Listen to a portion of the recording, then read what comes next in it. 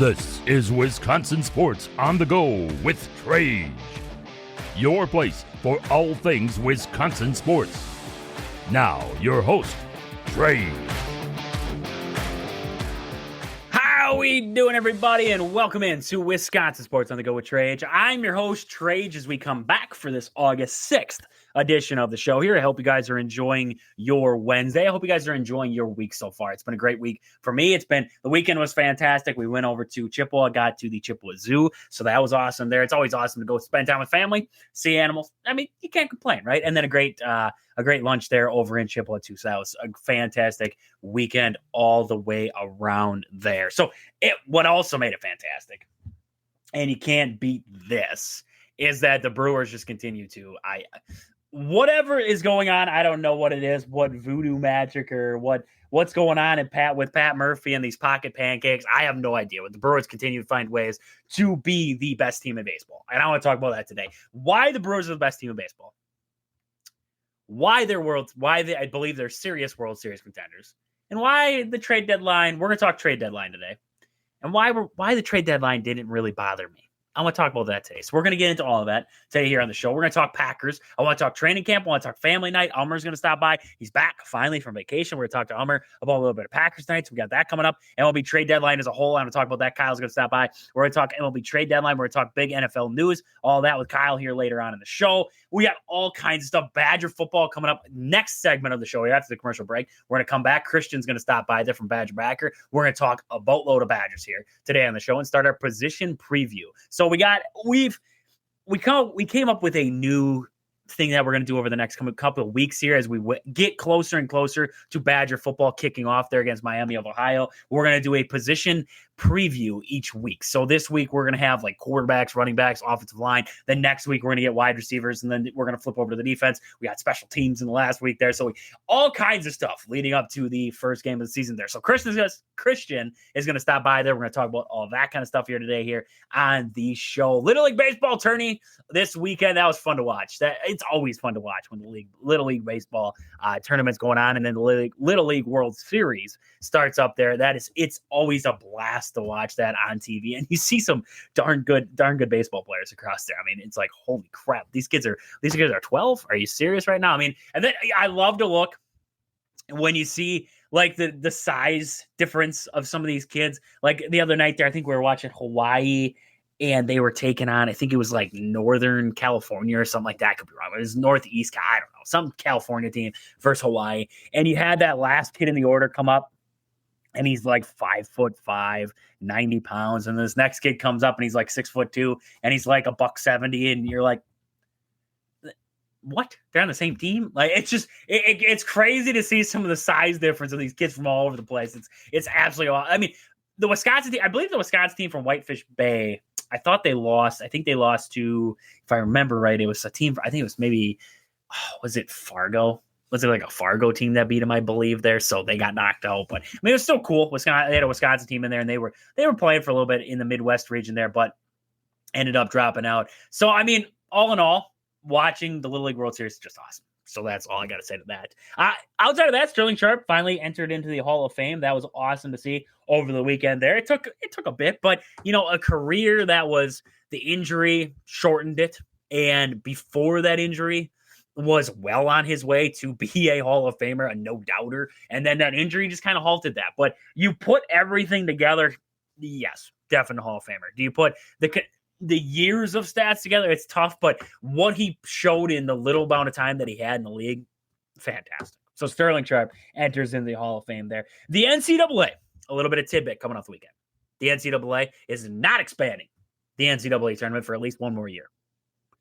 That's great. That's awesome. I don't want I get money and everything like that, and I get wanting to have more teams. I can understand the argument. It's a prestigious thing, honestly. It's always been the same. Why do we suck? Why do we have to screw with things that are just perfect? Every single year I get excited for March Madness. Why do we have to screw with it? Why can't we just leave it? It's awesome. 68 teams. You got your playing games, knocks down 64. Then it's run with it. Round of 64, round of 32, Sweet 16, Elite 8, Final 4, bam, national championship, done. That month is just pure adrenaline excitement for me. Why do we got to screw with it? What do we got? 90 some teams. I've seen the proposals of some people, and it's like, oh, it's okay. We're just gonna up it to like 70 something, and then it's like, oh, well, we'll just up it to 90 something, and then it's like, well, how many teams are you gonna have in there? What are you gonna award, right? Because right now, you award teams for, winning your conference tournament, which is a big thing. It's a prestigious thing. We watch the Badgers. How many years in a row do we watch them losing the conference championship? Like, it's not like it's easy. You get teams that get hot in there, they end up getting in.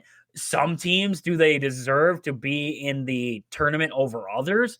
No, but they did it in their tournament. They did it in their conference tournament. It's a conference they're allotted to and they're a part of. So they won their conference tournament. They get it. Should other teams have gotten ahead of them? Sure.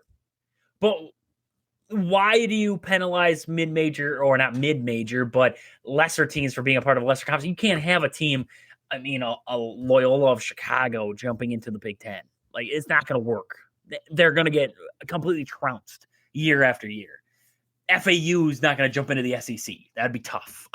You can't have these smaller schools be jumping into these big-time conferences just to try to find a slot in the dance. Win more regular season games. I don't know how to else say this to you, but it's called winning. It's as simple as that. It's not rocket science. It's not crazy. Ask the Brewers. It's not crazy. Winning's not. It's not hard. Right. I don't want to say that. Knock on wood. But I don't want to see the tournament expand. I don't. You don't need more teams. It's a prestigious event. Your top teams get in there. Then you have your automatic bids. That's it. You want to get in, be better. This is just a bunch of the middle of the pack teams from the last couple of years complaining, right? A St. John's team complaining. You've had a couple of years of teams like that complaining that they didn't get in. I think Villanova would be one of them. You play in the Big East, win games. I don't know how else to shake it.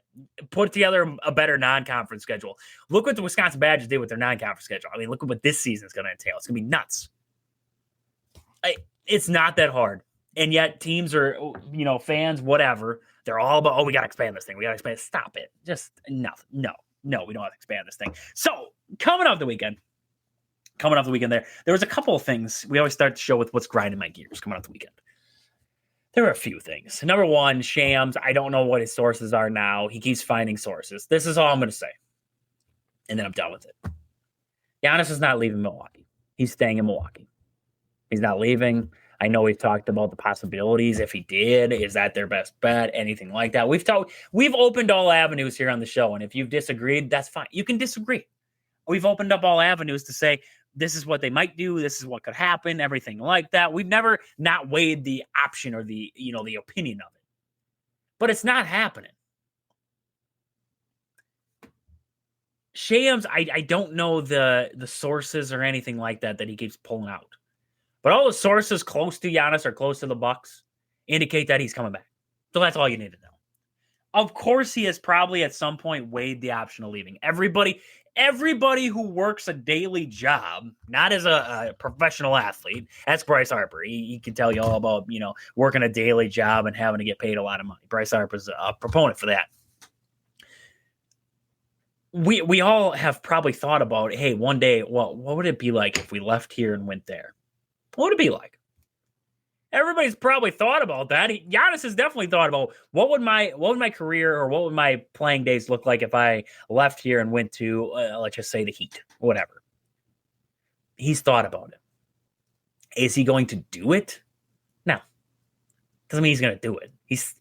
You weigh all options. If you're not weighing all options, you're not really fulfilling your career if you're not weighing all options. You got to weigh the options. You're not going to always go with what you think is, this is going to be the best thing for. Because if you think about it, end of the day, is it really greener on the other side? You never know. Giannis is not leaving Milwaukee. So let's just put that to bed. Shams is looking for clickbait in the offseason right now because as of this very moment, the NFL is kicking off and the NBA is kind of an afterthought. So that's where Shams at right now. So that's where I'm at with that whole story. I don't care what he thinks his sources are or whatever. He has No clue. No clue, in my opinion. No clue. Giannis is not leaving Milwaukee. All indications point to he's staying. So that's what I'm going to stick with there.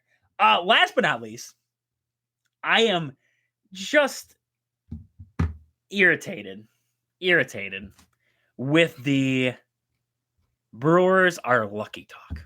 I'm just so fed up with it. I understand when it was first the Brewers went on this little bit of a run, got themselves back to 500, everything like that. And they were winning baseball games, and everybody was like, "This team's just getting lucky." You know, they lead this in infield hits, and they do this, and they don't hit the long ball. They don't do anything crazy. They're not blowing teams out. The run differential still looks like this. It's got to blow up eventually. You almost wanted to understand those. What do you have to say to it now? After what we've seen over this stretch from this Milwaukee Brewers team, where that run differential looks fantastic now. And this team is 22-8 in the last 28 road games. A staggering stat, if you ask me. 11-1 in their last 12. What else can this team do? Because I still look across social media and I see some, I don't know if you so-called team analysts or whatever, and opposing teams show, like radio shows, everything like that. They're like, this team's just lucky. They're going to fall off a cliff at some point. You know, this is going to happen. This is going to happen. They didn't do anything at deadline. So, you know, they didn't do anything at deadline, so it's not going to work out. And they didn't find ways to improve their team, this and that. And I just look at this team and I say, this team, and I'm going to say it point blank. I'm going to say it point blank right now. This is the way I feel about it. This Brewers team is the best team in baseball right now. Hands down. Hands down. Because at the end of the day, you might be able to say, oh, you know, you might be able to find a hole in their lineup, right? If you want to say Joey Ortiz is a hole in the lineup, go right ahead. He has his moments. If that's the way you want to play, yeah, fine. But when I look at this team as a whole, they always tell me you got to have three good or great starting pitchers end up World Series teams. How about four? How about five? You could maybe even say five if you want to throw Quintana in there. If you want to throw Logan Henderson at the back half, you could too. Freddie, Miz, Woody, Priester. And then Quintana. And then you can throw Henderson in there. You tell me this. I love to hear you guys' opinion on the Brewers here. 715-990-4914. That is 715-990-4914. I'd love to hear what you guys think about the Brewers right now. You tell me this. Who would you want to face right now in the Brewers rotation? If you were an opposing team and you're like, who am I? Like, you got to look for that break in a rotation or that break in a bullpen. Like, where you're like, oh, I can take advantage of this guy. I can take advantage of this guy. Who in the Brewers starting rotation are you going to take advantage of right now? Your best bet, and this is honest, your best bet is a Jacob Mizorowski blow up like he had against the Cubs in the first inning, which then after he settled in. Or a Freddie Peralta blow up inning. That's your best bet. Outside of that, Priester's been downright fantastic. Woody was just touching 96 again the other day. He's cruising speed at 94. Again. Quintana's the number 5 in the rotation. Wow. And they got Logan Henderson, who is his mom and dad drove him up to DC to pitch. He didn't even get on an airplane. They had to quick drive him up there. He just jumped in with mom and dad like he's rolling up to a summer league game. Like, hey boys, I'm here to throw Chucky some innings here. And then just shows up like a boss and pitches another gem and then, oh, see you later, dude. I got to go back to Maz. Bye. Like, I don't know. Sometimes I don't know what to make of this team. I don't. We're gonna try to make something of it today. We're gonna talk a lot of Brewers today. You know, later on the show, we're gonna talk a lot of Brewers. And I just want to talk about some of the opinions I have of this team because it's taken me a while to come up with what do I make of this team. And I want to talk about it today. But what I have to say to all the people that still say this team is lucky.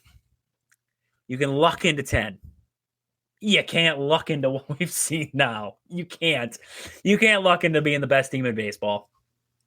To sweeping the Dodgers twice. to taking 2 or 3 of the Cubs and just trouncing the Nationals and putting up just ridiculous numbers along the way. You don't luck into that. That is just a darn good baseball team without a lot of holes. They do it in many different ways, finding a way to win games. And that's awesome. And that's what this Milwaukee Brewers team is. And that's what I'm loving.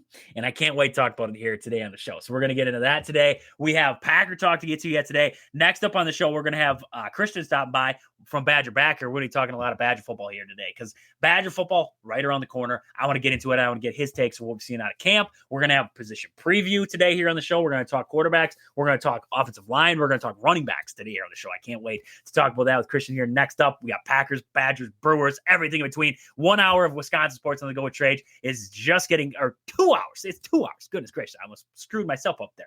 2 hours of Wisconsin sports on the go with Trade is just getting going. We'll be right back here after this quick commercial break.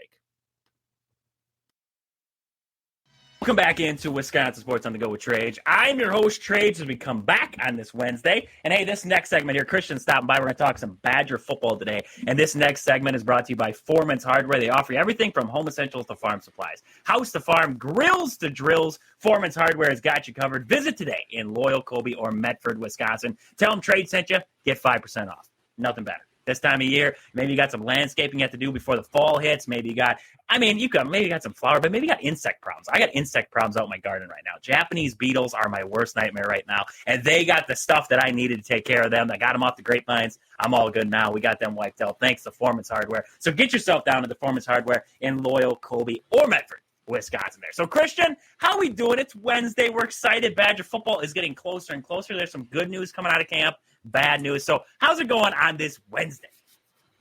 It's good, man. It's good. How you doing? Living the dream. Living the dream. Somebody's dream. I don't know. We're living a dream over here. That's for darn sure. That is for darn sure. The Brewers are hot. Brewers are hot. Badgers getting hot. Packers, we had family night, preseason around the corner. I mean, it's that time of year. It's just exciting. It's exciting. And the NCAA said no to expanding the field from 68. What were your thoughts on that? We'll get there. Let's start with that. Before we get to Badger football, I just want to hear your thoughts on that because I talked about it off the top of the show there a little bit. But what are your thoughts on the NCAA? Do you want to see an expanded field, or are you good with, like, this is the way I like it? Oh, absolutely not. I think this is, like, perfectly. Even the NCAA is not immune to social pressure from Twitter and everyone on there, just ripping on them, you know. So I think it's for the best. Of course, they had to throw in there, like, it's this year they're not going to, but it doesn't mean they won't consider it in the future. So I think this is going to be a battle we're going to be fighting for a while. But everything always comes down to money. How can they make the most money possible? So expanding the field, just like expanding the college football playoff, it's all about money. Sadly, they're going to expand the field. It's going to happen at some point. Yes. It's just a matter of when. So that's kind of what we're all waiting for now. Is which year? Held them off another year though. Right, that's a good thing. That's one more year for Greg Gard to chase that national championship before they expand the field on him. That's for sure. So we got time to talk about Badger basketball another time. We got Badger football going on. Camp has started up. It's hot. It's hot. That's all I've heard coming out of camp. A lot of it is hot. It was rainy one day there, and then it was just blistering hot. So, what are some of the takeaways you've had from camp? Maybe some good, maybe some bad. What have you heard? What have you seen down there at camp so far? Well, I haven't had a chance to make it down there yet, but definitely heard some good things.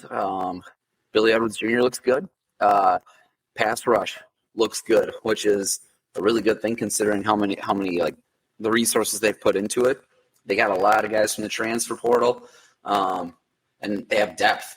So which is really nice. I mean, I know a couple years ago, I think it was last year, they had Thomas Heiberger. They were hyping him up as a true freshman, and then he got hurt. And now you really don't hear about him anymore, So a lot of reps during training camp, So now you got like 4, 5, 6 guys that you can rotate through practice and stuff. A lot less reps, a lot less wear and tear on the body. But everything I've heard is they look pretty good. From what I've heard, the big name is Mason Rieger right now. That is the big name I keep hearing about. Is the hype real with him right now? Like we've heard over the years, like last season we kind of got into the hype. I think it was Poose and we're in the Peterson.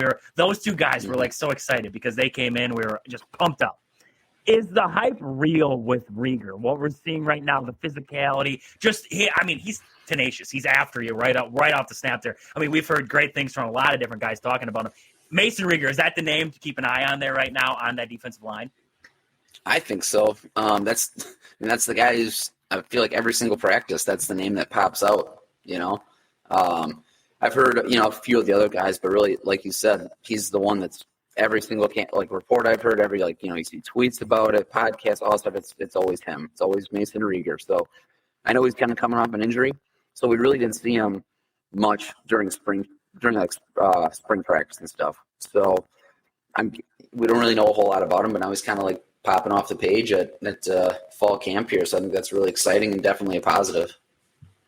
Man, if they could get a solid pass rush, because you have okay corners, and I mean we have a position preview coming up. We're gonna get to the corners here in the coming weeks, but I mean you have solid corners, you have a solid secondary back there, you got okay linebackers. If you could get a pass rush of some kind there with that defensive front, it's just a different kind of excitement, and that's what I think they were missing last season. So I love to hear that Mason Rieger is stepping into his own there and kind of being that guy out of the portal there for the Badgers so far. So let's get to the position preview, because we're going to – so this week we're going to start a position preview. We're going to do it over the following week. So this week we have week 1 of the position preview. We're going to have quarterbacks, offensive linemen, running backs, and then next week we'll get into more of the skill position on the offense. We'll get wide receiver, and then we'll flip over on the defense there, and then in week 3 we'll wrap it up there. So tonight we want to start with that quarterback group. I mean, number one's figured out, right? Number one's figured out. Edwards. I mean, that's so yeah, done with that. What is the rest of this quarterback room look like? So the number 2 spot, who are we expecting? Who are you expecting to see kind of fill in at the number 2 role, and who's in that battle right now, fill in behind Billy Edwards? Honestly, so yeah, like you said, I think honestly, in my opinion, I think most of the room's already set. Billy Edwards is number 1. I think behind him, the other transfer coming in, the sophomore Danny O'Neill. I think he's kind of like cemented himself as QB2. And then I know they brought in that redshirt senior Hunter Simmons. I think he's going to be more that veteran presence. He'd probably be number 3 if I had to guess. And then Emilio, I think it's off the top of my head. But, a guy who, if he has to get meaningful snaps, we're definitely in trouble. But and then you got the true freshman Carter Smith, he's the future, right?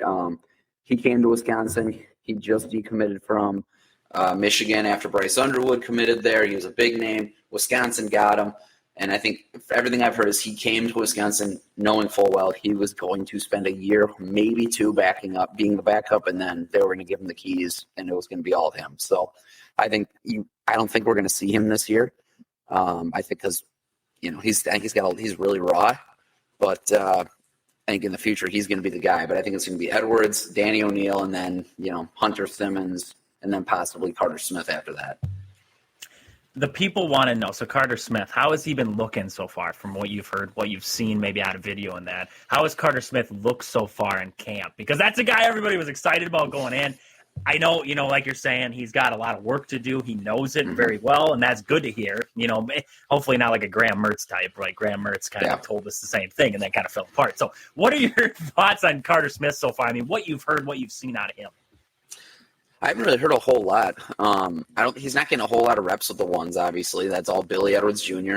I haven't even heard a whole lot of him getting any reps with the 2s. But he's had some flashes here and there. I've heard he's had a couple nice passes.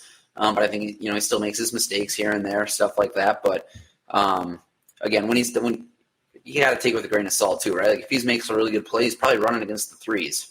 So other guys like that. So I think there's definitely a ton of potential there, and I think the coaching staff love what they have with him. But like I said, the word I've heard consistently is he's raw. So he's got all the physical tools, all the stuff like that. But I think he's got to learn the offense. He's got to learn, how to do all the little things. And I think he's going to learn that from Billy Edwards Jr. I think it's a perfect situation for him right now, just to sit, learn, and then just hopefully next year or the year after that take over the offense. Yeah, no, the key thing for me there, and like you're saying, is teachable. Is he teachable? Is he going to sit there and learn? Is he okay with sitting behind guys and learning for a year or two if that's what Jeff Grimes and Luke Fickell feel like is best for him, and if he feels that's best for his career? And in today's wild, wild west of college football, you never really know with a guy. So hopefully, like you're saying and like we're hoping here, is that this guy is a mainstay in the Badgers for a little while here. So that's all. I mean, good stuff there. Billy Edwards, like you said, going to be the number one, and then Danny O'Neal kind of filling in behind him there. So I like the quarterback. I like the quarterback room where it's kind of sitting right now. It's not jump off the page, but it's a group where, I mean, they could be solid. So, I mean, we like the look of that so far. Let's flip over offensive line. The offensive line, you got to start in the trenches. That's where everything starts, right? What are we seeing in the offensive line right now? Is there anybody who's kind of stood out to you from what you've heard? Is there any name that stood out as, being that guy who's ahead of the bunch right now? Is there any battles that we're looking at in camp right now? Yeah, I think he had a couple battles. But first, I think Riley Mullman, our right tackle, is by far and away probably our best offensive lineman. He's, in my opinion, will be probably a middle-round draft pick. He's going to the draft next year. He's going to go to the NFL. He's one of the top offensive tackles in the entire conference. So I've heard he's been having a really good camp. Jake Renfro is going to be that starting center. He's one of the media day representatives. Like, he's one of the leaders on the offensive line. And then you got Joe Brunner. He's going to be our left guard. You can just put him in with Sharpie, permanent marker there. So we got 3 spots that are set. Right guard, I think, is kind of open right now. I know Kerry Kadenko is kind of in there too, but they've also been putting in the redshirt freshman Emerson Mandel, who was that highly touted 4-star offensive lineman from Minnesota that was a true freshman last year. He's been getting some run at that position too. So I think there's kind of a little bit of a battle there. And obviously you got J.P. Ben Shell in there too. But then I think the big competition right now is left tackle with Kevin Haywood getting injured in spring training camp or in spring camp. That kind of left a little bit of a hole there. So they got that Davis Heinzen guy. He's getting a lot of run with the ones. But I think I've also heard that Emerson Mandel's been getting a little run there too. So maybe they're trying to see, where Mandel sticks the best, where he can play. If they can get him at left tackle, I'm sure that'd be good. But again, I think that's Kevin Haywood's spot in the future, just since he's out all year. I wouldn't be surprised if Davis Heinzen ends up there just because he's a redshirt senior anyway. So just kind of fill the hole for the year. But for the most part, I know I've also heard Colin Cubberly, that redshirt freshman too, as a guard or a center. I've heard he's actually been playing pretty well too. He's definitely had some flashes too. So it's kind of nice knowing you have that depth at offensive line. Like we talked about last week, Blas has really, really done a good job of building this offensive line room back up from where it was. So just trying to think of what it was like before him. It was so bad. But I think right now, the Wisconsin offensive line is in a really good place.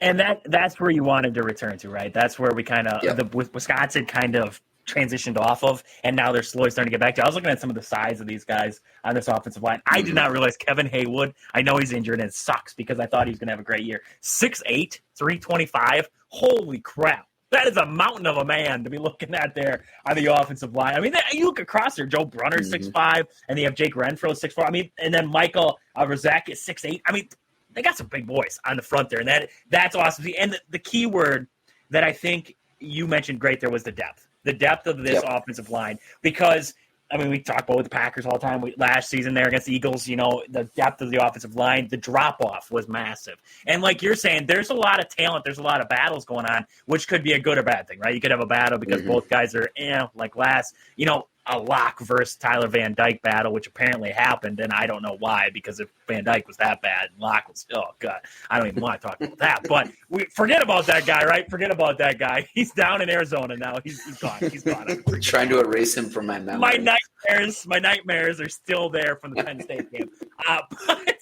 But I mean, it's huge to have that talent behind. And I love what you're saying there with that depth, have that talent behind them, where if you do lose a guy, you still have guys that can step into that role and fulfill. And still, you don't skip a beat. Maybe you drop a little bit, but you don't skip a beat. So I like that depth that the Badgers are showing there. So last one we want to look at today here for the position preview. Let's look at the running back room. Because, I mean, you can't talk Wisconsin football. Well, last year you could, I guess. But, years past, you couldn't talk Wisconsin football without talking running back. So let's look at this running back room. Who do you expect? Who is your guy going into this season? They have some good talent in that room. So you could look a couple different places, I guess. But in your opinion, is there one guy who's running away with that running back one spot? I know we talked about this a little bit before camp opened up and stuff, and everything I've heard coming out of spring camp, spring practice was Dylan Jones looked really, really good. He didn't get as much playing time as Darian Dupree last year, so I would have said him, but now everything I'm hearing is how good Darian Dupree looks again during fall camp. So, you want to talk about depth? This is a really deep position too. We got Darian Dupree, you got Dylan Jones, and then we talked last week, you got Cade Giacomelli, who I've heard almost all of his snaps and reps he's gotten in camp have all been with the first team too. So it's like you're trying to figure out how are they going to use all these guys, or is it going to be kind of like, the past Badgers when you have Corey Clement, Melvin Gordon, James White, like that room, which was insane. I'm not going to say these guys are that good, but you have that depth, right, where maybe it's not just one guy that's going to do everything. We won't have a workhorse. They're going to be rotating guys through, and we're going to have fresh legs. They all have just slightly different skill sets. But and then as your number 4 running back, you got Gideon Atuka, who's also part of that Dupree, Dylan Jones class when they brought the 3 running backs in a couple of years ago. Like I heard, he's looked pretty good. He's obviously different. He's more of a that shorter, thicker. He's what do they used to call Maurice Jones-Drew? I don't know, the bowling ball with knives or whatever. I'm talking about. Like that's him. Like he's short, he's thick, and he just runs hard. So all 4 of those backs are they all have a little bit of a different skill set, and they all bring something different to the table. So I think it might maybe it's dependent upon their opponent, or maybe they just have a set rotation that they're going to roll with, and maybe they just ride the hot hand. But it's kind of a nice problem to have. A very nice problem. But then you worry about a guy like Cade Giacomelli not getting any touches with 8 yards per carry again. So it's like that kind of worry going on. But could you see maybe Jeff Grimes working in some 2 running back sets where he has two guys out there same time? Maybe you have Giacomelli and Darian Dupree on the field, split back in the backfield there. Could you see Jeff Grimes maybe working that into the offensive scheme this season? Maybe. I get that's the thing. I haven't really heard anything about it. I'm going to be going at some point this week to camp, and I want to something I'll definitely keep an eye on, because that's, again, like you're kind of talking. We have all these backs. Like maybe you run 2 of them at once, but I know they're going to have Jackson Aker in there too as your fullback. I always forget about him. I always forget Jackson Aker's still right? in Madison. So yeah, you could see maybe would a Giacomelli fit as a 3rd down back? Could you see him fitting into that 3rd down back? He's a little bit bigger, so more of a pass block guy who can kind of chip a guy, get out on the field. Because you don't want to worry about a guy like Dylan Jones or Darian Dupree. I'm not going to say they're small, but they're no Cade Giacomelli. That's a big guy there in Cade Giacomelli, and he can move some guys. So could you see maybe them utilizing Giacomelli as more of that 3rd down back, almost like A.J. Dillon was to the Green Bay Packers versus an Aaron Jones who you'd have in Dupree and Dylan Jones? Yeah, I think if you want to have him there primarily as like a pass blocker, him or obviously going back to Jackson Aker, right? Just a bigger guy back there. But otherwise, I think Giacomelli has the skill to, out of the backfield, get some catches and stuff, too. So I think that I could see him doing that. But again, I'm not 100% sure what Jeff Grimes is kind of looking for in those situations. But I think it's just you're going to have a hard time finding enough snaps for all 3 of them to be the guy. I think it's just going to be a, position running back by committee kind of thing. Whoever's ride the hot hand. I like that, though. I like that ride the hot hand kind of thing there. And when you got 3 good backs, you can do it. Maybe it's not Dylan Jones' day, so it's Cade Giacomelli's day. It's those little – they all do something well. Right, they all do something well, and that's where I think we can agree that, Jeff Grimes, Luke Fickell, they're going to find a way to utilize them to the best talents there, and hopefully, Cade Giacomelli. What do you think? What is he going to average this season? What is he going to average this season per carry? Last season was 8.3, wasn't it? Yeah, I think something tells me it won't be that high. I'm getting maybe in the 5s. Let's go somewhere in the 5 yards per carry range. I think last year was I think he broke a couple of big runs that skewed that a little bit because he had so few carries, but I don't know. We'll see. I feel like you'd be crazy not to use him. But again, that might be the difference between, Phil Longo and Jeff Grimes. Maybe Jeff Grimes will value him a little more. That's true. That's true. And with all them weapons, you can just imagine what Jeff Grimes could be able to do. We talk about this playbook that he's got and how he can open it up. And, I mean, just the craziness that we've seen out of him in the past there with his offensive schemes. I can't wait to see with all this talent. We're going to get into it more next week here on the show. We're going to have wide receiver and tight ends we're going to be talking about, and then we're going to flip over to the defensive side of the ball. We're going to get into the cornerback room, the safeties, linebackers, everything in between, so we can't wait to get there. Christian, let the people know where to find you out there across social media. What are you working on at Badger Backer right now? Oh, right now, sadly, I'm kind of on a little bit of a hiatus. I'm being Mr. Mom right now. That's the perks of being a school teacher, Summer's off, but, free daycare, so I'm just going to have daycare. I am the daycare, so I just get to hang out with my boys, and so don't have a whole lot of time to write, but as much as I would love to start writing more about camp stuff, but I'll have some stuff coming out on that because I'm going to be going to the practices a couple times coming up here in the next few weeks. But you can always find my stuff at badgerbacker.com or me, just Christian Borman on Twitter or, Facebook, stuff like that. So feel free to subscribe. It's all free for the most part. I haven't gotten into any paid stuff. So if you want to just come get some free Badgers content, come on by and subscribe. His stuff is fantastic. You won't be disappointed. So, Christian, thank you. As always, he'll be back next week. We're going to get into more position battle previews. Coming up next here on the show, we got lots to get into tonight here on the show. We're going to wrap up this Badger talk. We're going to get into, I believe we're going to talk some Packer Family Night because Packer Family Night just happened. We're going to get into that on the back side of the ad break here. So we'll be right back. Wisconsin Sports on the Go with Trade. We'll be right back after this quick commercial break.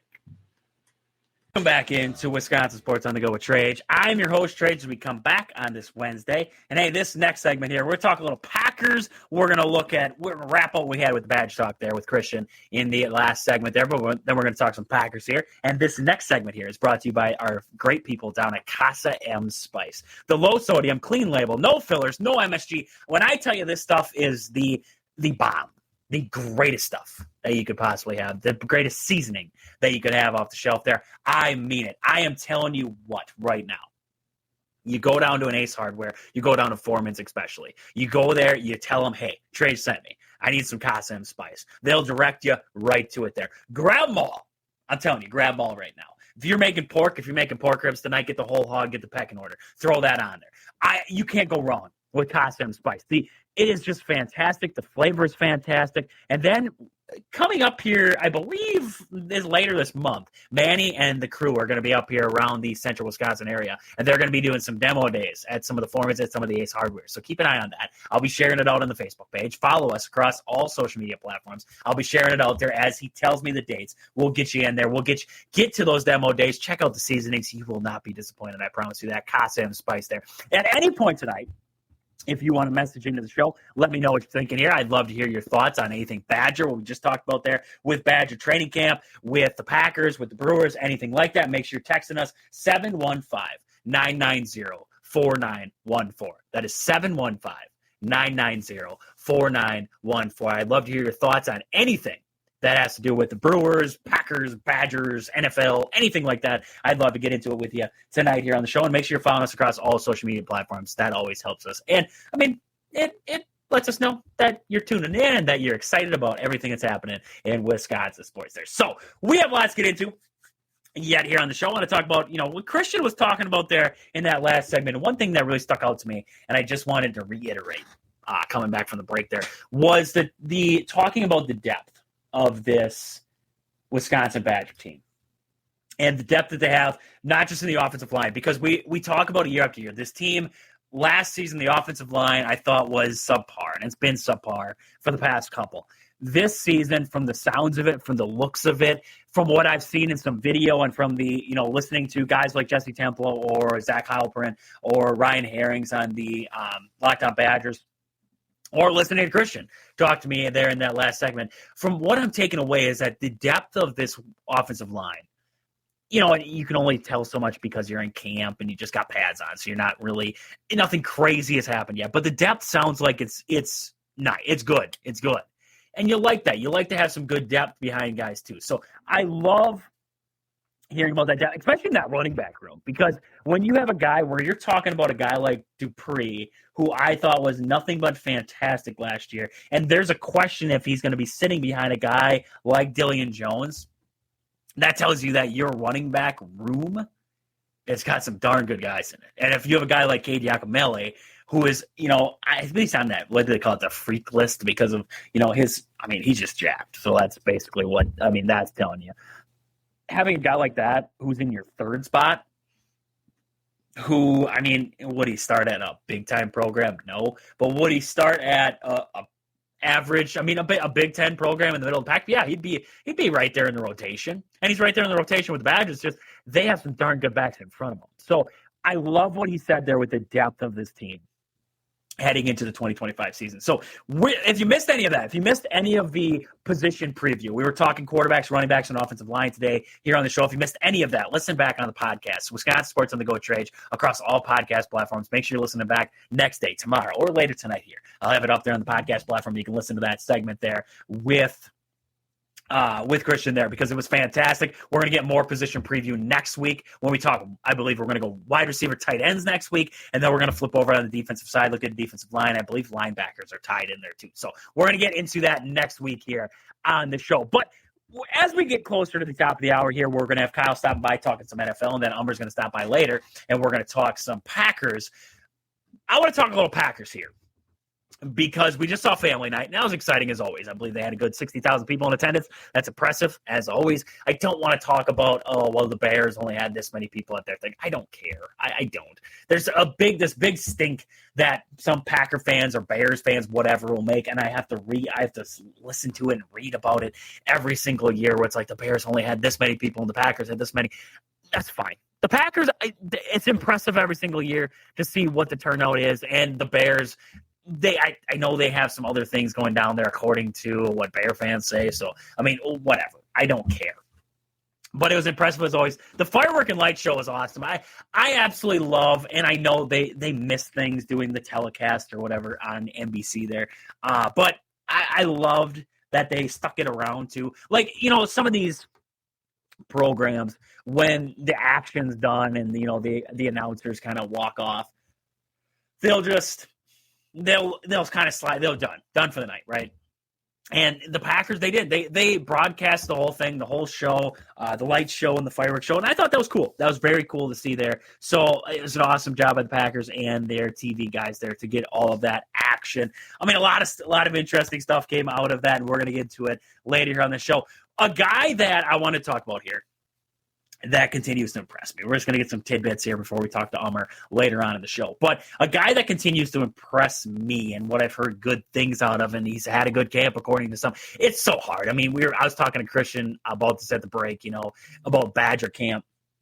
And you get this with Packer camp. You listen to one guy. I'll listen to Andy Herman, right? Andy will say one thing on the Pack a Day podcast about what's going on with the Packers. And then Peter Bukowski says a completely different thing. And then I see Matt Schneidman says a different thing. And it's okay, what actually happened? So you get all those different sides and stories. And, the defense looked good today. And then one guy says the offense looked good. And then one guy says the defense looked like trash. And it's which one was it? What practice was this guy watching? And like they say, it's, this guy looked good from what one person said, but then another guy will say, well, I didn't see him. And it's it's so hard to just key in on what, you go to a practice, you're keying in on certain things. It's so hard, especially in individuals and everything like that, to key in on all this kind of stuff happening. So that's why I'm so thankful for all these different Packer guys out there, where they'll go and they'll definitely show all the different angles and everything like that. And it's, those guys, hats off to them. They get all the different angles, they get all the different guys, and they, have different people on different players that day and stuff like that. So it's always nice to see in that way. But Lucas Van Ness, from what I've seen, I saw a couple of clips of him, but the one that really impressed me the other day was just a straight bull rush. And he took Jordan Morgan right back into Jordan Love. It would have been a sack, but Jordan Love's wearing the red jersey, so you're not taking him out or anything. I know it's just Jordan Morgan, and I know we're not talking about him as one of the best offensive linemen that he's going to go up against. But you can still take that and say it's a pretty darn good play. It's a pretty darn good. It's showing the power of him. And you're seeing him out there, and I believe, if I'm not mistaken, he's out there. And so I lose track of numbers and everything like that. But, I mean, watching him, I believe he's out there with no gloves on, nothing like that now. And, I mean, you love to see it. You love to see a guy like Lucas Van Ness coming into his own finally. Because if he comes into his own, if we see a guy like Lucas Van Ness finally be the guy that the Packers drafted him for, that we were hoping that he could potentially become, if he becomes that guy, I'm excited. I'm excited because you have a guy like that on the opposite of Rashawn Gary, and then you add guys up the middle. If Stackhouse turns out to be like we hope, and you have guys like, Kenny Clark comes back to his own, maybe Devontae Wyatt fills in there, Quay Walker finally back at practice, he kind of gets into it there, Edgerrin Cooper, you have a lot of weapons on the defense. If you have a guy like a Lucas Van Ness finally come into his own on that defensive front, that's scary. That's a scary front now. He looks like Tarzan. It's just, as we always said, he looks like Tarzan. He plays like Jane. I mean, I've heard that. I've said that myself because that's how he looks. Look at him. I mean, he's huge. He just never has been able to put it all together. So if he finally does, if this is the beginning, if we're watching Lucas Van Ness finally come into his own right now, oh, baby, am I excited. I'm excited. So watching him, from what I've heard so far, it's got me ecstatic. So I can't wait to see what we get out of Lucas Van Ness here. I'd love to hear some of your thoughts coming out of camp. If you guys have seen anything, heard anything like that, 715-990-4914. That's 715-990-4914. Give me your thoughts. I mean, Lucas Van Ness, to me, from what I've seen so far, he has impressed. He's impressed not just their reporters, but he's also impressed Matt LaFleur. He's impressed Jeff Hafley there. So and you listen to Matt LaFleur, he talks about Lucas Van Ness's desire for perfection, and he believes that was the reasoning behind his slow start to his career. And then last season, it was this mental block. So I don't know who to believe or what to believe anymore with what the reasoning is behind it. But if it's finally him saying enough's enough, I just got to go out there and be a wrecking ball, I'm good with that. So I love what I've seen out of Lucas Van Ness so far. What's got me worried, right? I mean, Hobbs goes out with injury now, and they said it was a meniscus tear is what I saw. I don't know. I saw that it was to clean up. They talked about it, and they said it was like to clean up the knee or something like that. And now he's coming out and he's saying that it was a little bit deeper. It was that he found out that his meniscus was torn on Friday and he had a procedure on Saturday. Now, they're making it seem like this is not that huge, but this is an injury-prone guy who's now injured again. That's got me a little concerned. Again. Now, Corey Ballantyne's back. That's awesome because I didn't want Corey Ballentine to walk away to begin with. Now Corey Ballantyne's. I know some people say that Corey Ballantyne's not that darn good. I don't think he's great, but he's capable. He's capable of coming in. He's been in this. He's been with these guys. Sometimes bringing in a new guy to a new system, you have your growing pains. Corey Ballantyne's been here. He understands some of these guys. He's played with these guys. So, I mean, you like bringing in a guy that you trust, a guy who's been here. It's just seeing Nate Hobbs already go, and I think it was Aaron Nagler said something. He's like, he's going to come back just in time for, them to be playing real teams, so that way he stops hurting his own teammates. And I was like, oh, that's rough. That's mean. That's mean there. But Nate Hobbs currently banged up once again, added to that injury report there, so that sucks to see. That was a sucky thing to start the Tuesday off there when that news broke there. But we also saw Ballantyne come back, so a little bit more depth there in that room to combine with whatever else this cornerback room is going to look like. Because I don't know I watched a lot of the individuals, right? And one of the individuals I watched the other day, there was Matthew Golden completely just cooking Keyshawn Nixon. He ran a little slant route there and just broke him, and then Golden was wide open. And I was like, does this speak more volumes to how good of a route runner and how speedy and shifty Golden is, or does this kind of point me in the direction of what Keyshawn Nixon is. Like, where am I looking right now? And you could look at it one of both ways, right? Keyshawn Nixon worries me. It worries me. It still does, and I don't know if I'm ever going to get over this until I actually see it out there. But it worries me that Keyshawn Nixon is supposedly your number one cornerback, and that you thought Nate Hobbs was the fix. And I agree with the people that say, well, Nate Hobbs is already better than Eric Stokes, and Carrington Valentine has just got to find his way and this and that. I agree with those guys. I'm not saying they're wrong, but you lost a guy like Jair, and I know he didn't play last year. I understand that. But you don't have a corner in that room where you can throw him out there and you can say, I believe he's going to get me a stop. I believe, he's darn good in pass coverage. Nixon is good. Valentine's is good. Hobbs is good. You don't have great. And, in this day and age of the NFL, it's hard to find. You don't have a lockdown corner anymore. But you still have a Jair Alexander. You still have guys like that out there. And I don't know. Do the Packers have that guy? I'd love to hear. What are your guys' thoughts on the Packers cornerback room? I'd love to hear you guys' thoughts on that cornerback room right now, the depth of it. Now that Hobbs is out, does it have you even more worried? Because with Hobbs out now, it has me even more worried. I'm even more worried now that Hobbs is out. I was kind of not excited for it before, and now I'm even more worried. So what are your thoughts on that cornerback room? I'd love to hear it. I'd love to hear your thoughts on the Packers. We're going to talk more Packers later on in the show when Ummer stops by. That'll be coming up in hour number 2 there. Text me, 715-990-4914. That is 715-990-4914. I'd love to hear your thoughts on what's going on in Green Bay right now. I'd love to hear your thoughts with the Brewers, Badgers, Bucks, whatever you got. I'd love to hear your thoughts on anything happening in Wisconsin sports. So that is 715-990-4914. We're going to come back here. We're going to wrap up the hour, and then we're going to jump into hour number 2 of the show here. We got Brewer Talk. We got Badger. We got all kinds of stuff we're going to get to tonight here yet on the show. So we'll be right back here as we wrap up hour number 1 here on Wisconsin Sports on the Go Trade. Welcome back in as we wrap up hour number 1 here on this Wednesday. And hey, this next segment here is brought to you by Marshfield Motor Speedway, the half-mile paved track just 3 miles west of Marshfield on County Road H. Find upcoming events and races at marshfieldspeedway.com. That is marshfieldspeedway.com there. So at the break, I was just scrolling through social media. There's a stat. The Brewers are a staggering 47-18 when Isaac Collins starts a baseball game. That is nuts. That is absolutely nuts. To read that stat there. They're 23-6 or 23-6 in their last 29 road games, and they are 12-1 in their last 13 games. Put those stats into perspective.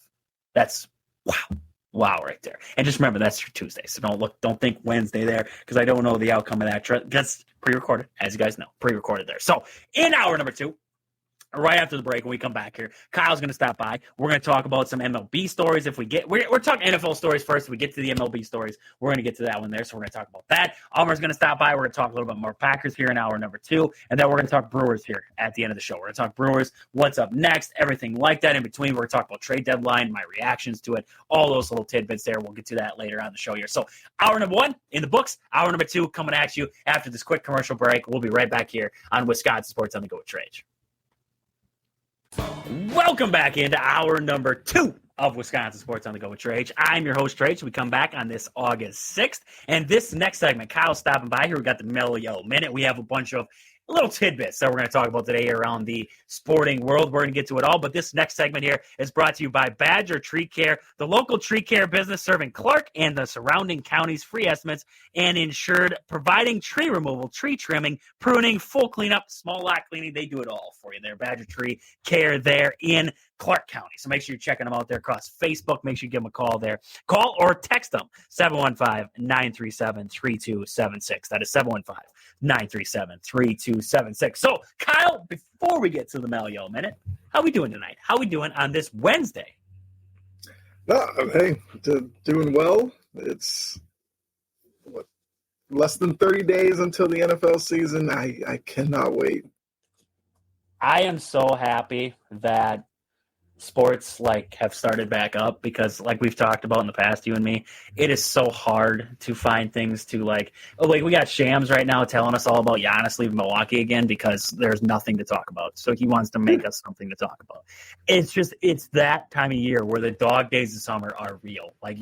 There's just nothing going on. You're speculating, you're making rumors, people are telling you this, and you're like, is this even true? I have no idea. That is the time that we were in, and it's thank goodness we're gonna have real pads on, hitting everything. College football will be back. The NFL will be back. College basketball won't be far behind that. The NBA won't be far behind it. So it's everything is starting back up. Yep. Thank goodness. So that it's like you said, it's a great time of year. It's a great time of year right there. So Kyle, we got the Melio Minute coming up tonight. As always, Kyle's a part of it because he's my man. So he's got to be a part of it. Tonight here on the show, we're going to do the top 5 flavors of ice cream in America.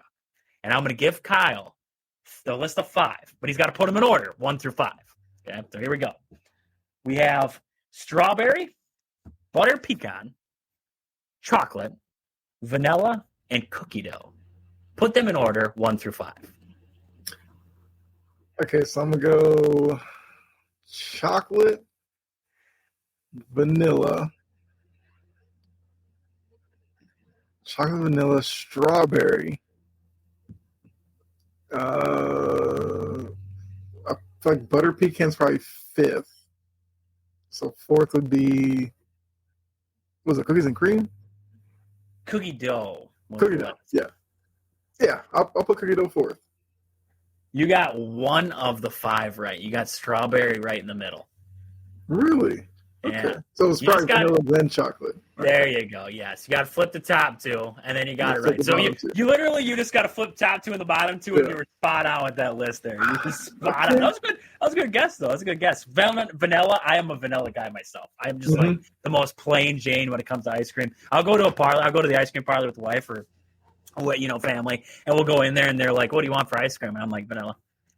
They're like, we're at an ice cream place. They have a lot of different no, vanilla. That's all I want. I'm a basic guy. And I don't want to get complicated here. I don't want nothing fancy. It's like when they offer me steak sauce for my steak. It's like, did you not season it well enough? Did you not use that Casa M spice on there? There you go. Shout out Casa M spice right there. Did you not use that great stuff on there? It's like, you don't need that steak sauce. So anyways, Kyle, we got some juicy stories in the NFL right now. And I want to talk about them here tonight on the show. So let's start out with the big one. And I guess it's always big because Jerry makes it big, right? Jerry's world is always madness, and I want to talk about it here.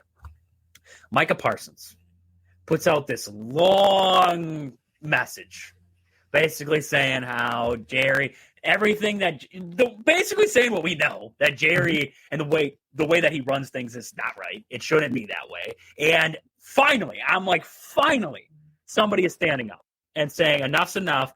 The way that Jerry operates is not right. He's not above anyone else. He needs to be a normal owner. He needs to bring somebody else in to be in charge. He cannot be in charge by himself. And now it went backwards. Micah Parsons at practice, it seems like he's kind of, back into the fold of things. He's okay. It seems like it's kind of all settled down. So Kyle, give me your take on it. How does it, this whole situation with Micah, how does it look in Jerry's eyes to you? Does it make you think, I don't know how you think less of Jerry, but what are your thoughts on this whole situation that's going on right now in Dallas? I just think Jerry is out of touch. He's gotten used to operating a certain way, and I just feel like 2025, it just doesn't work anymore. One, if you're looking at the bottom line, the better teams sign guys earlier as opposed to later. Because the later you try to sign these guys, the more you have to pay. And in a league where you're dealing with a salary cap, that doesn't work for you. I think Jerry, in terms of the way that he deals with these players, I think he's very old school. He doesn't try to connect with them on a personal level. To him, it's Cowboys brand equals Jerry Jones. The star on your helmet equals property, like Monopoly. So Micah goes, I want a new contract. Jerry goes, I'll just give you one when I'm ready to give you one. Not knowing that Micah has a mind of his own, and if he doesn't feel like he's wanted in Dallas, you could offer him whatever you want. He may not sign. And then Jerry's going to just go down the line. He'll do his little spin with his radio show and all that, talk about how Micah didn't want to be in Dallas. Micah is the reason that people talk about your defense, because Micah is a game wrecker. You take Micah off that defensive unit, they're the team that we saw at times last year get gashed by like the Cardinals and stuff for 200 yards. Or they're the team where their corners take unnecessary gambles and they give up big plays. So if you're looking at this and seeing who has the upper hand, Micah is more important to the Cowboys than Jerry Jones. Because a lot of people would look at Jerry Jones and say, the Cowboys probably won't do any better until Jerry's out of the picture anyway. I feel like it might be the one who that could be the last nail in the coffin for a guy like Jerry Jones. He just does this all the time. He does. Yeah. I mean, we saw it with Dak. We've seen it with other guys. Jerry, I don't think, like you said, he doesn't understand that in today's day and age, personalities are a thing. Like that, you can't avoid personalities. The hardest part is to try and put all those personalities together and have the right guy who can do it. Jerry is not the right guy to bring all these personalities together. Yep. I can tell you that much. He should not be in charge. He could be the owner. That's fine. Be the owner. Don't be anything else. Just be that and get somebody else in there. We saw his head coaching hire. Schottenheimer.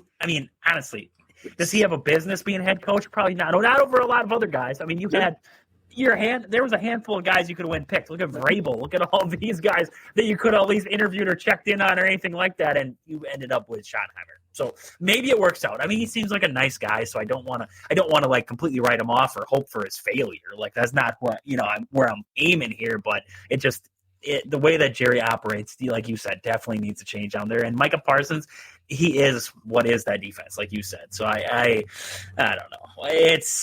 I just thought it was humorous when I seen that story come out there, and I was like, oh my, Jerry being Jerry once again there. And we see a division rival of the Cowboys there, the Commanders. Scary Terry McLaurin. He's asking for a trade now. I mean, how you can't let this guy go, because when the Commanders were nothing, he was the only one there. Sure. And he stuck it out. And he stuck it out through these years of craptastic football. And now they're finally good, and he's like, I'm not getting what I need, so I'm out.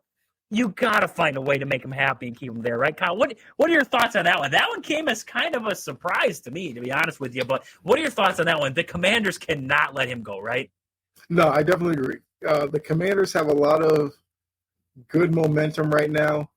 The Dan Snyder cloud is gone, gladly. Dan Quinn came in. The team goes to the NFC title game last year. Terry McLaurin has another good year because, like you said, McLaurin's been up there year after year no matter who the quarterback is. Jaden Daniels is on a rookie deal. These are the 4 or 5 years where you're supposed to, if you want to call it, overspend in other positions because Daniels, you don't have to worry about him. He's not making, too much right now. I would be surprised if they actually dealt Terry McLaurin because I feel like Washington understands how important he is. The problem is, whereas Micah's in his 20s, Terry McLaurin is in his 30s. And these NFL teams, once you hit that 30, that's when they become weary to give you money. So I think the Commanders and Terry actually get something done. I feel like it's the guaranteed money is where they're kind of wrestling with this right now. So I think they'll find a common ground. I expect Terry McLaurin to be in Washington when week 1 gets here. Has to be. He has to be because it looks like you said, that's a momentum killer. That can just drop what they've been. Take the air right out of those sails. And I would hate to see it, but if I'm a Packer fan and they're willing to trade, and the Packers have got, I don't know, like I'm in for crazy stuff to happen. We got like 30 wide receivers. What's another one to add to the list? Let's just add another one in there. So we also see Trey Hendrickson in Cincinnati. What's going on over there with Hendrickson? Do you think that's gonna finally resolve itself, and Cincinnati's finally gonna fork over the money that's deserved for this guy? I think it happens. And until they got Shamar Stewart handled the first-round pick, I really doubted whether or not Hendrickson would get done as well. A lot of people are looking at Burrow playing GM this offseason. If you remember, Burrow said he wanted Chase, Higgins, and Hendrickson re-signed. They did 2 out of the 3. Henderson probably should have been the easiest of the 3, but they left him for last. Hendrickson's kind of doing the Micah part of it where he's showing up, but he's not participating. And I think on both counts, it's calculated to do it that way because fans will, read reports and they'll be like, oh, Hendrickson's in the building. He's not practicing because he wants a new deal. And I think Bengals fans are going to put pressure on the Bengals front office to get Hendrickson done. Henderson was among the league leaders in sacks last year, even with as bad as that defense was. You kind of have to sign him. Henderson has the leverage here. Because the defense was bad last year, it would be even worse without Hendrickson. So I think they get that done. That might be another Chris Jones type where he misses the first game and then they come to terms midweek with him.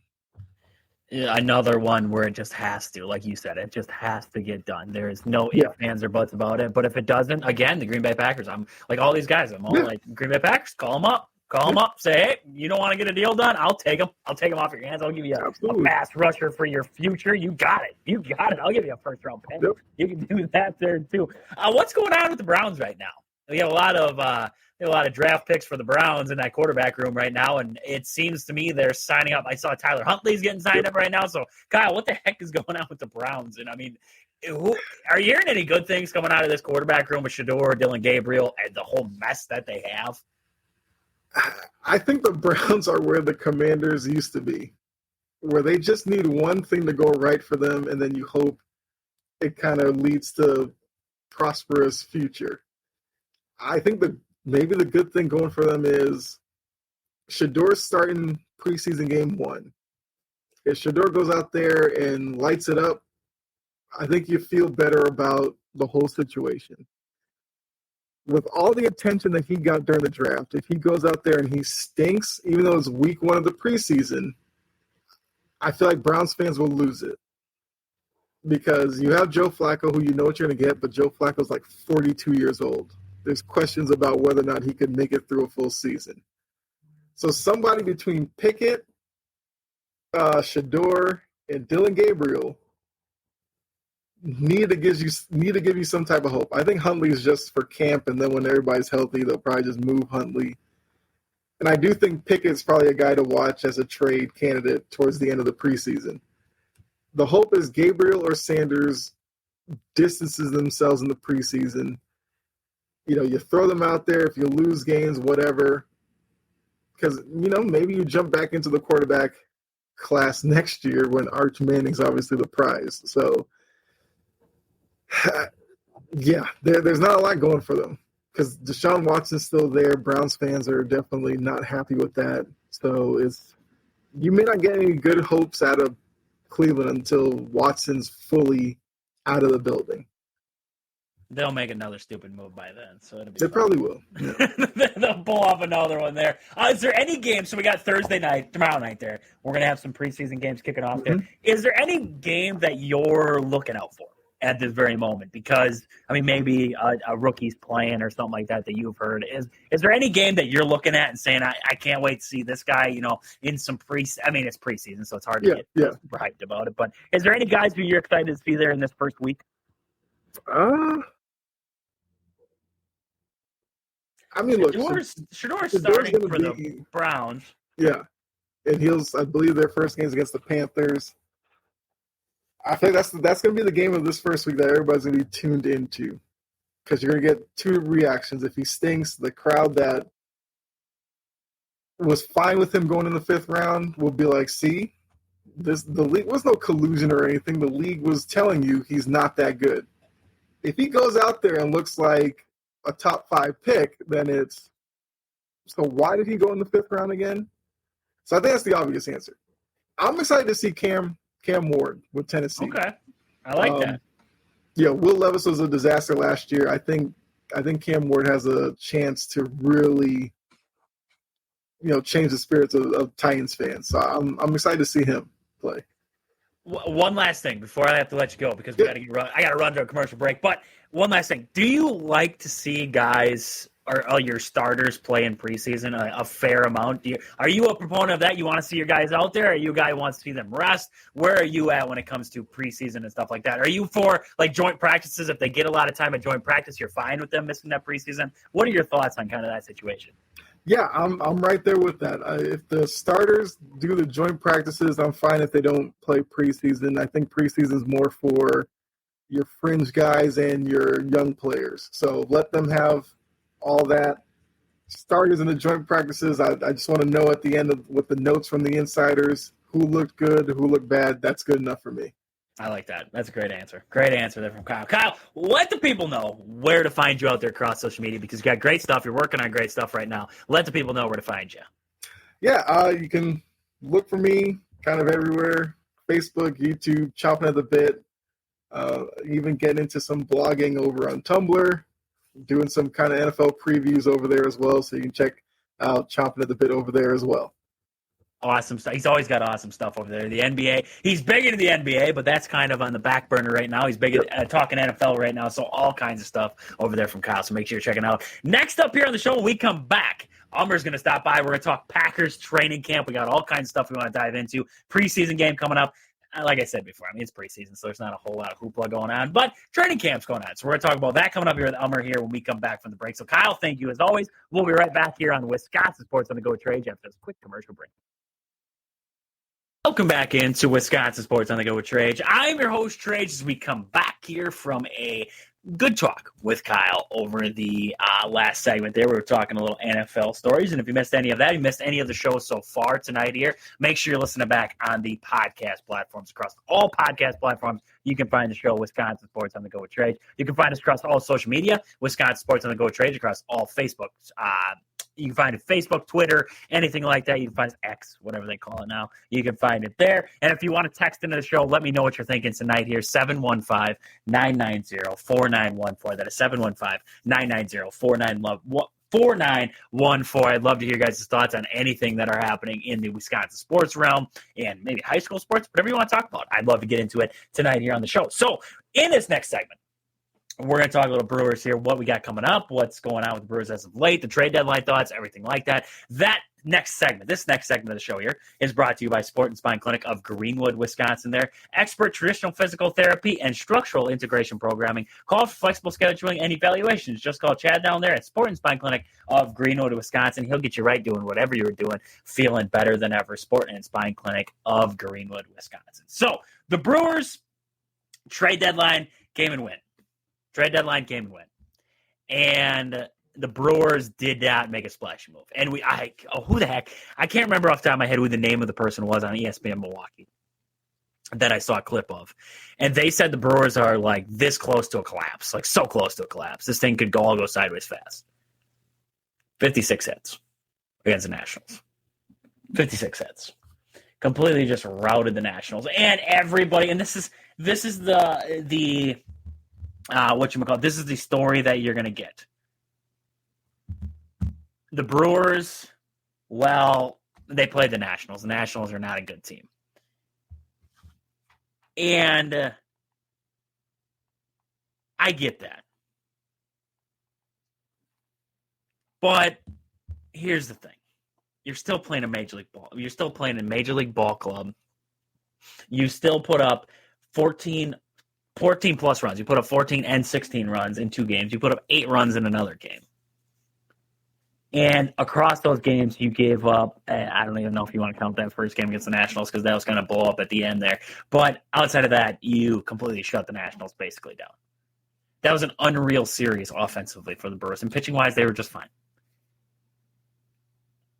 I don't know what part of that was a collapse coming on. This was off the weekend that we were told that. Oh, you don't have Eugenio Suarez, and you don't have Ryan O'Hearn, and you don't have Josh Naylor, and you didn't go get Ryan McMahon. So now you're going to collapse. What tells you, and this is just my honest opinion on it, and you might say I'm crazy because it's just hypothetical. What tells you that you could even bring a guy? Say Suarez comes to Milwaukee and he just stinks. Guys are subject to situations sometimes too. And sometimes even a good situation, guys can't figure it out. It happens. Andrew Vaughn's the opposite, right? Andrew Vaughn, we're going to talk about that in a minute here, but Andrew Vaughn's been nothing but fantastic. What tells you don't bring a guy to Milwaukee and he just doesn't produce or he gets hurt or anything like that? You're making a speculation off of just because they didn't do this, they're just going to collapse. Why hasn't it collapsed so far? Why? Why hasn't it collapsed? Because when you watch this team, when you look at this team, they aren't built off of just one thing. Right? They're not built off of, if the long ball ain't there, it ain't going to work. They aren't built off of, if we can't steal a bunch of bases, well, it ain't going to work. They're a combo. They're built up of all that. They do just about everything, if not better, good or better than the opposing team that day. Starting pitching, fantastic. Bullpen, fantastic.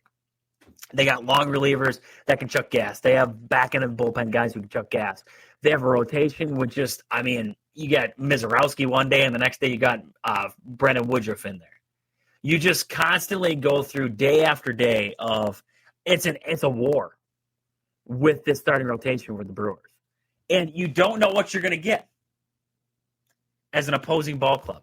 And that's so hard because there's such a hard, and I heard this and I love this take on it.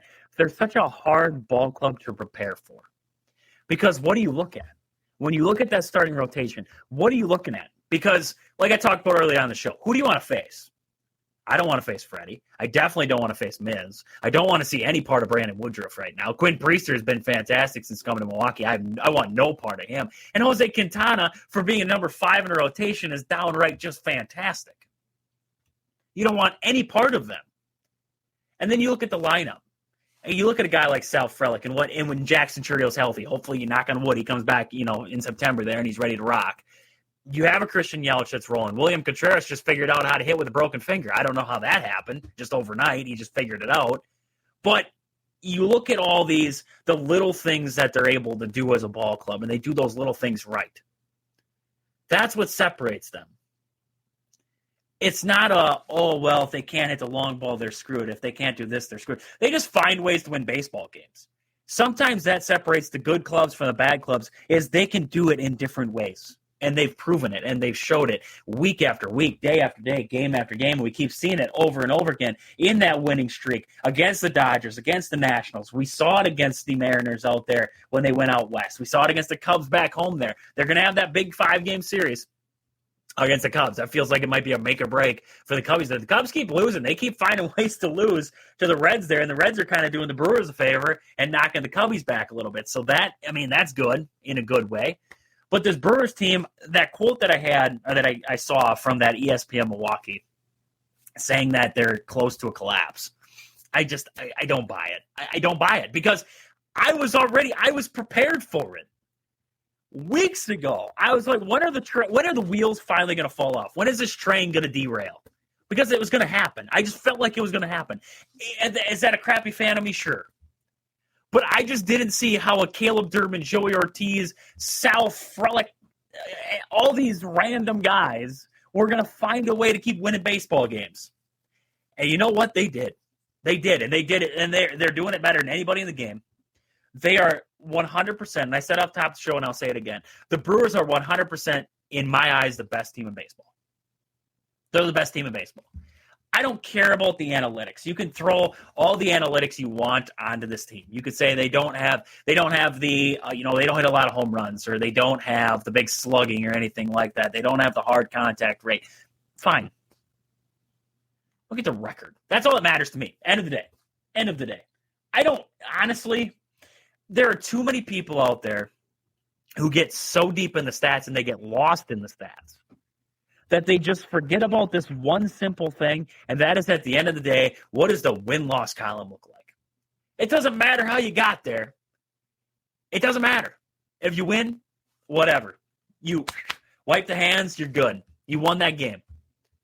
That's what they do. That's what this Pat Murphy ball club does. The pocket pancake guys. That's what they do. They go out there and they find the little things that they can do right to win baseball games. Whether it's running out, we saw, I believe Contreras ran out a ball the other day that would have been a double play, beat it out, and then ended up scoring later on there. And then we saw, I believe it was a couple weeks ago, Base reloaded. Churio was on second. He came around and scored from second base before Vaughn was thrown out from third. He could have slowed down coming around third base. He didn't slow down. He kept hustling, and that was the difference between a run and not a run when Vaughn got thrown out at third. It's those little things that can make up a difference of so many games. And the Brewers they out-hustle teams. They outdo teams in that way. That's where you got to be if you're the Milwaukee Brewers. What we saw, and like I said before, what we saw early on in the season versus what we're seeing now. If you would ask me early on in the season, after that Yankee series, I mean, even about a quarter of the way through, if you would have said, Trage, what do you think? Brewers, are they a World Series contender? I would have looked at you dead in the eyes and said, what are you talking about? Not even in the stratosphere of a World Series contender. I don't even know how you look at this team. I don't even know how you put Brewers and World Series contender in the same sentence right now. After what we saw early on this season, there is no way. Right now, even after the trade deadline, and we're going to talk about that in a second, but even after that trade deadline, I'm going to tell you this right now. Even after the trade deadline, the Brewers are a serious World Series contender. They went into that trade deadline, and the talk of it was the Brewers, Jeff Passan said the Brewers are one big bat away from being a World Series contender. That's what they kept telling us. They're one big bat away. That's what the big talk was. And we were waiting for that big bat. Was it going to be Suarez? Was it going to be McMahon? Who's going to be that big bat that the Brewers were going to take a shot on, right? Nobody. Danny Jansen. And people freaked out. The Brewers, they made one move. They got Shelby Miller and Jordan Montgomery, and he hasn't even pitched yet, and this and that, and everything between. He's on the IL. What are they going to do? They didn't get a big bat, and they're freaking out. And I think people failed to remember that the Brewers won the trade deadline months ago with Quinn Priester. The Brewers won the trade deadline with the Aaron Savali trade to the White Sox for Andrew Vaughn. They won the deadline already. Because Andrew Vaughn, since coming to Milwaukee, this guy, it's hard to even put into words what he has done. With the Brewers, he is currently batting .370. 370, 11 strikeouts to 26 RBIs, 10 walks to 11 strikeouts. He's got a .671 slug, and his OPS is above 1,000, 1,106 right now on that OPS. 49 total bases, 27 hits. He comes up with clutch hits. I don't have a clutch hit stat on me right now, but he comes up with clutch hit after clutch hit. When there's runners on, he finds a way to drive them in. Andrew Vaughn has been everything and then some for the Milwaukee Brewers. So we can sit here and say, well, the Brewers didn't do enough at the deadline. I think Andrew Vaughn changed their whole perspective on what they had to do. Because here's the thing. We've been waiting for the Brewers to get healthy, right? We've been waiting for them to get healthy. And I know what you're going to tell me. Oh, well, you're just expecting this guy to come back. Yes. Sal Frelick to be fully inserted back into the starting lineup. Jackson Chourio to be back. Rhys Hoskins to come back. You have Jake Bauers still on the IL right now. I don't know if Jake Bauers is even going to factor into it. I don't know if Rhys Hoskins get everyday playing time. But you have a guy like Rhys Hoskins on your bench? That's a power bat coming off the bench there. I like that. I like that look. That could be your DH. I like that look. You get Jackson Chourio back. Healthy. Ready to rock. You put Shelby Miller out in that bullpen. Look at that team. Look what you got then. I know they didn't do anything crazy at third base and get, slide Durbin over and get Ortiz out. They didn't do anything crazy like that. But what they went after that deadline when they did nothing and people were freaking out, they just completely buried the Nationals. And I know, not a great team, but completely buried them as they're supposed to. And now, two games from the Braves at least. Like I said, pre-recorded, so I don't know if they won game 3. Hopefully they swept them. If they swept the Braves, you got 2 sweep. I mean, you're talking about 2 great series in a row. What else? I mean, honestly, they get Suarez. Does it change this team? Yes. What are we talking about, though, right now? I mean, are we looking at this team in a different light just because Suarez is in that lineup? Maybe. Possibly. I wouldn't say that adding a guy like Suarez would make you worse. But at this very moment, I don't think I'm I'm not upset with the trade deadline like a lot of other people. The Brewers didn't go all in. And if it comes back to bite, it comes back to bite. It happens that way. But the recipe for success that the Brewers are kind of rolling with right now, it's not a crazy a recipe. It's not crazy. It's just put the ball in play, and that's what this lineup does. And they find ways. So yeah, that's kind of where I'm at. I'm not freaking out over the trade deadline. I'm kind of okay with what happened there. So we're going to come back here. Ummer's going to hop on. We're going to talk Packers. I know after Kyle was on, I told you guys Ummer was going to hop on. He's a little late here, but he's coming. He's coming. So we're going to talk Packers here when we come back from the break here, and then we're going to wrap up the show for the day on the backside of that little talk there. So we'll be right back here on Wisconsin Sports on the Go with Trade. Ummer will be with us when we come back. So we're right back here.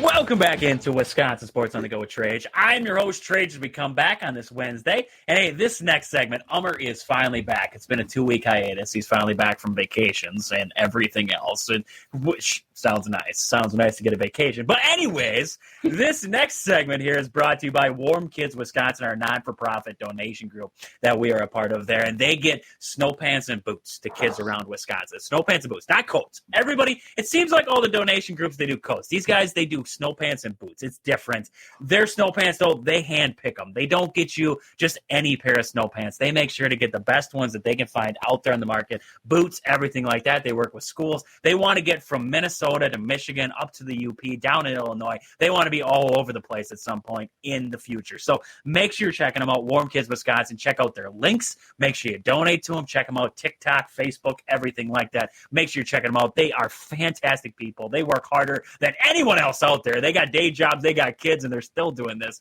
On top of that, they are downright crazy, I tell them, but it's a great cause. So make sure you're checking them out, Warm Kids Wisconsin there. So, Ummer, it's been 2 weeks. It's been 2 weeks now. I mean, what's going on? How was vacation? Finally back from vacation. Football's back. You just went on. You're like the writers. They just go on vacation for that little stretch and then come back when football's back. How are we doing on this Wednesday? I wish I was in the notoriety in the realm of the writers of the Bill Hubers and the Rob Domowskis and the Jason Wildes of the world. I would love to be in that status. But no. I just we took some time off, got to spend some time with the family in the Bahamas, and really just, got away from everything, really enjoyed ourselves. And now we're back. And training camp is in full force, which I'm absolutely enjoying. Seeing a lot of conversations on Twitter. I've been told that I cannot miss family night next year. So I've been told I need to be there next year. So I'm going to do my best to be there next year. And so all in all, it's been great, man. I just been, got a little bit of a tan going, which is kind of funny for me, I guess. And just really enjoyed myself and just really ready to talk more Packers and just what we're expecting this weekend with the Jets in the preseason game. It's funny. I know we're radio, so you guys can't see it, but Ummer is what is your ethnicity? What is it? I can't. I'm not going to guess it because I might be wrong. What is it? So yeah, born in Green Bay, raised in the States, but my family's from India. So I got that, that Indian, genetic history over there going for me. So there you go. So the tan part was funny. He's got the tan going on. That's what he's trying to tell us. Yeah, whatever. I got like a year-round tan, and now it's like a little bit darker. That's about it. You don't even know what it's like to burn, man. You don't know what it's like to burn. Hey, trust me. If I don't put that sunscreen on, I peel. I peel just like the rest of y'all. Hey, no lies. Man. Yeah. Oh, so I've had my moments. Trust me. So my wife does not let that happen at all. He's like that little kid going out of the house. They got to hit him up with the spray tan real fast on the way real out quick, the door. Just good to go. Stop. Here. All right, you can go now. So, since you've been gone, I mean, There's been a lot of stuff happening around training camp. I mean, we didn't even get – I mean, we talked about it 2 weeks ago, but the Zach Tom deal happened. I mean, we haven't got to talk about anything like that. So, I mean, what have been – you've seen a little bit of the training camp. You've watched the highlights. You've seen all that. You've heard the writers, reporters, everything like that from every perspective possible, telling us what's going on down there. What are some of your early takeaways from what we've seen coming out of camp right now? The big stories that you've seen.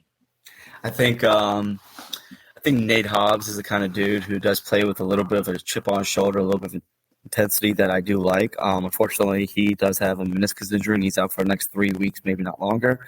And I do remember when we signed him, one of his knocks coming out was the fact that he was injury prone. Now, did he play through injuries? He did.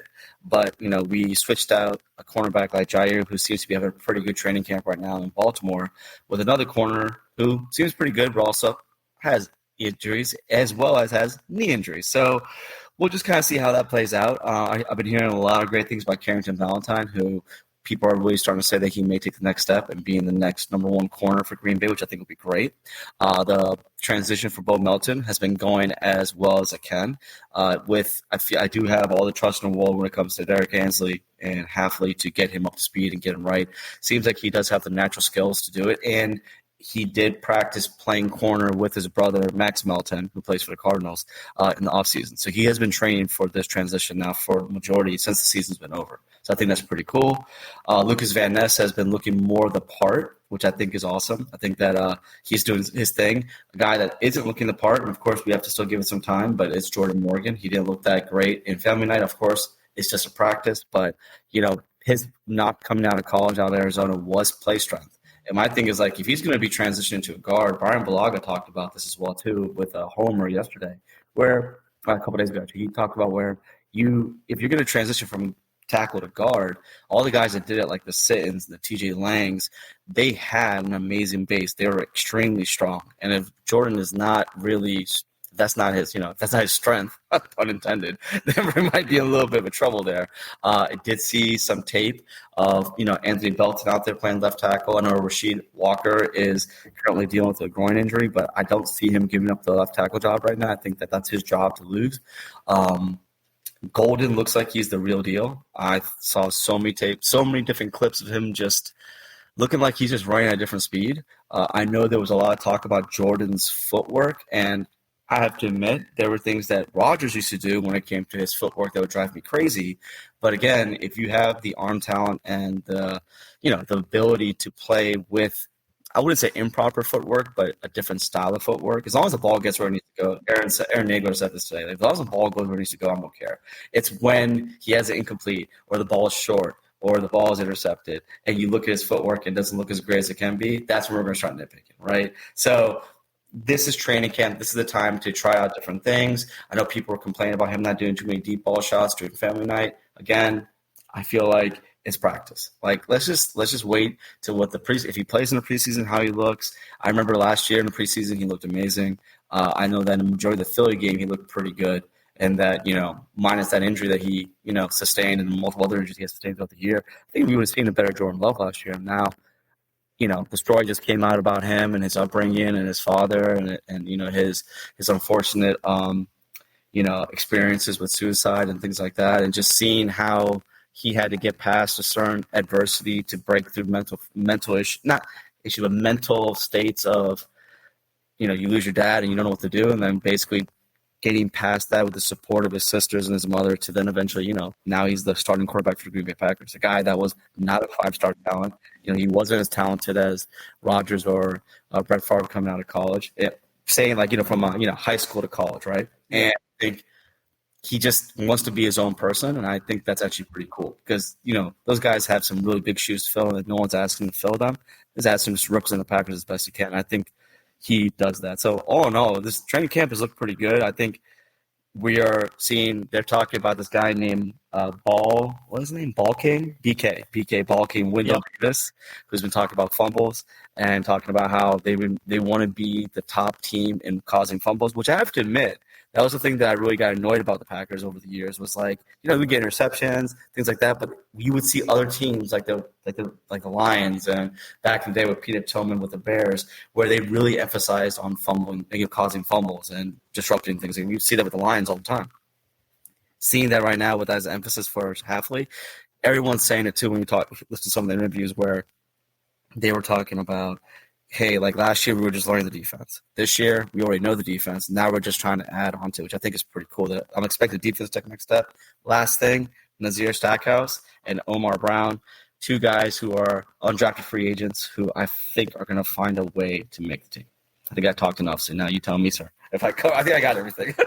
That was a lot of quick hitters. I agree with the Stackhouse take there. I love what we've heard. He looks good, man. He's going to be the undrafted free agent who takes Warren Brinson's job out of Brinson was drafted and he's going to take his spot. Stackhouse both those guys have been impressive so far in camp. So, it's going to be Stackhouse looks more defined. He looks like he's going to be that run stopper, which the Packers are going to need. I really do like that take, though, on the causing fumbles, because I agree. I mean, the Packers, they seem like a team. They pick teams off, but they don't force a lot of fumbles. And I think, honestly, that has to do with the physicality. Yeah. I think it comes with the physicality of this team and what they've lacked in physicality. And I don't chalk that up to Matt LaFleur. I'm not saying that. I think it's the guys in the room. I just don't think they've had the physical football players in a while. I mean, you remember Clay Matthews in that Super Bowl. They told him, go get me a turnover, right? He needed that big turnover. He goes out and gets him a turnover. And, I mean, it was a couple plays later. It wasn't like it was like immediately right after. But it's just those kind of players who can turn it on. You have that now in an Adrian Cooper. You have that ball hawk. You have a guy in Quay Walker where if Quay Walker finds it, if he finds, like we talked about Lucas Van Ness, if those two guys can find it on the defense, man, that's going to be something to watch there. I do. The Nate Hobbs, the cornerback room still, it worries me. I get it. That cornerback room is worrying me like crazy. I hope Carrington Valentine, I like the talent. I think he can be a darn good corner. Can he be a cornerback one? I don't know. Right. Can Nixon be a cornerback one? After watching Golden completely torch him, I don't know if I'm thinking Golden's going to torch everybody or if Nixon's that. I don't know. Or maybe it was just one play. Individuals are so hard to tell who did what good there. Valentine coming back, I like the Valentine coming back because he fits the system, I think, and he's going to be an easy fit because he's been with these guys. He's going to have that mutual understanding of what's going on, so I like that one coming back. I saw a take. Somebody said the Packers, their biggest who's the Packers stars, right? They always say that you have to have stars on your team. And the claim is that the Packers don't have stars. This is my question. Mm-hmm. Do you have to have stars to be a good team, to be a great team, to be a Super Bowl caliber team? Do you have to have takeover stars? I mean, if you had to pick right now, who would be your stars? I mean, would you look Josh Jacobs, Jordan Love? Who's your stars on this Packers team? Do you have to have them to be a good, great Super Bowl caliber football team? Do you have to have stars on that team? What do you think? I think that it needs to be a combination. I think you need to have guys that are either they're star ready or are stars, right? I think like I hate to say it's been 15 years since we won a Super Bowl, right? But the Packers, when they had that Super Bowl championship run, you had Charles Woodson, former defensive player of the year. You had Clay Matthews, a budding outside linebacker star, in the works. You had a wide receiver core that had a bunch of really good guys, but no one that stood out as a number one dude, right? Then you had Aaron Rodgers, who's really starting to come into his own position.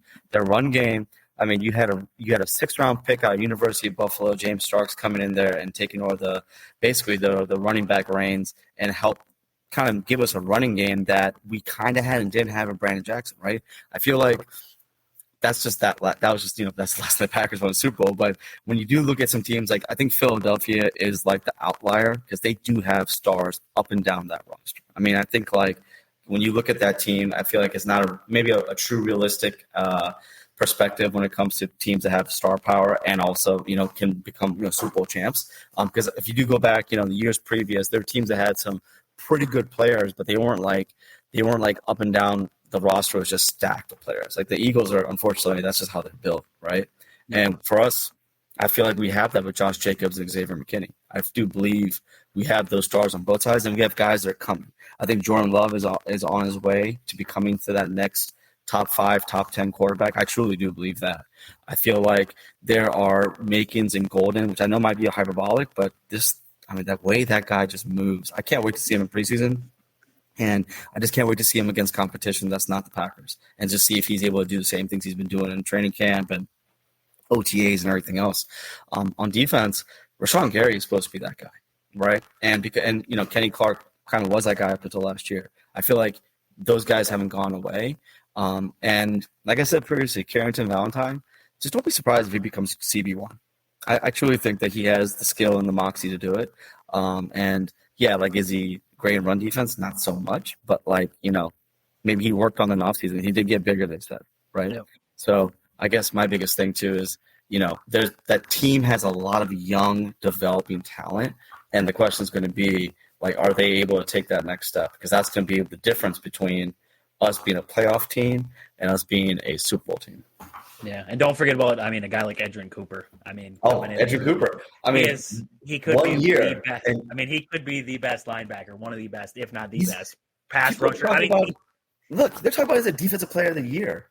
candidate for this year. I mean, it's insane. Already. He's a second-year guy, and I'm like, I love it. Don't get me wrong. Hyperbolic, maybe not, right? And I'm with you, man. I just think that, like, I think there's an argument both ways. I just think that a lot of times the teams that win Super Bowls is because they have a combination of star players and just very good players, and then good depth players too. Like guys that are not great or good, but average, but they just know when to show up and play at the right time at their best football.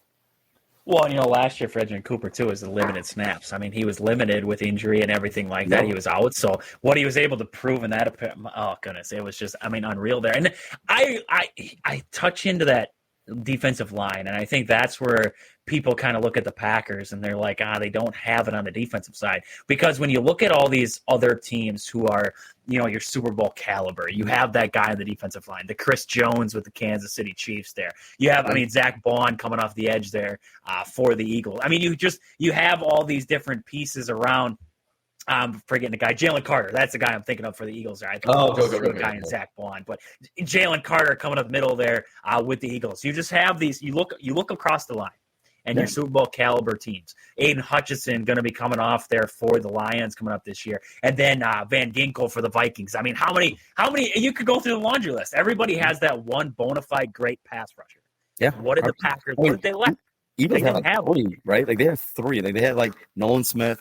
They had Jalen Carter. Then on top, of course, on the other side too, that you're saying Zach Bond. It's like they find a way to just like these teams. They get the right talent. Like Detroit. It's funny you say that because like you look at Detroit, you look at the Vikings.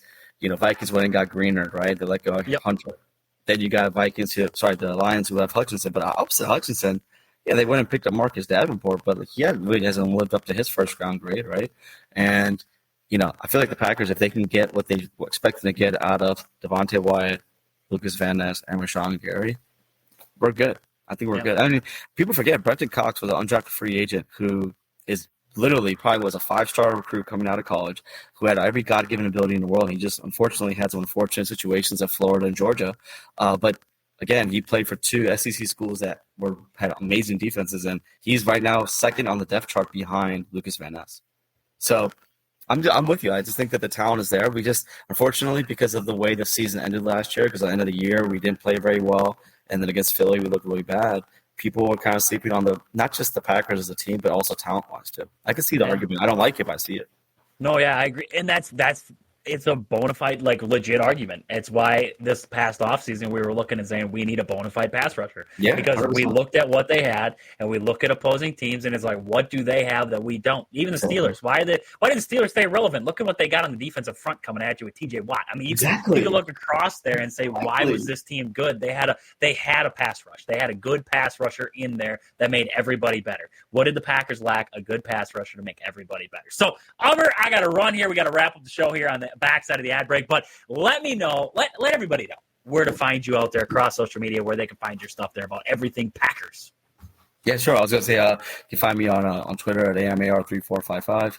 I know we're having a little bit of a change when it comes to the network that we're belonging to. We work with Game On Wisconsin. Me and Trey, are going to be working together, trying to probably create our own little thing. And we're going to be displaying our new place and our new show here, hopefully in the next week or so. And so Game On Wisconsin is going through rebranding. They're going to be doing some different things. So more power to them. Best of luck to them. And we're, me and Trey are going to try to figure something out. I know Bernie, who I used to do a co-show with, he wants to kind of come as a guest and come help us out too. So I told him that'd be great. So we're going to try to do things a little bit differently. I know we've been a little bit of hiatus on our Coast to Coast Packers. We may even change the name of that too, because it doesn't make sense for me and Trey to be coast to coast when we're not really coast to coast in the situation. So we're going to be looking through some things, but yeah, definitely just come catch me on Twitter. Going to be trying to do as many Packer updates as I can on there. And of course, don't forget to come check out Trey too at Wisco Sports too. You got to follow him too. Don't be talking about me. You got to be you too, man.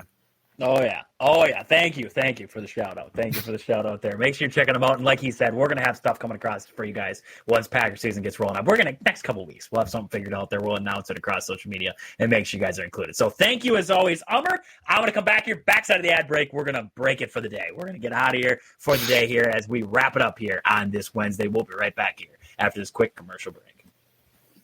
Welcome back into Wisconsin Sports on the Go with Trage. I'm your host, Trage, as we come back on this Wednesday and we wrap it up here for the day. That was a great last segment there with Ummer. And if you missed any portion of the show tonight, make sure you're listening back tomorrow, next day, across all podcast platforms, Wisconsin Sports on the Go with Trage. Make sure you like, subscribe, follow wherever you find us across social media. That'll be a huge help to us here on the show. So as we wrap it up for the day, one last stat here I had with the Brewers. They entered August with the best record in the MLB for the first time in franchise history. That's awesome.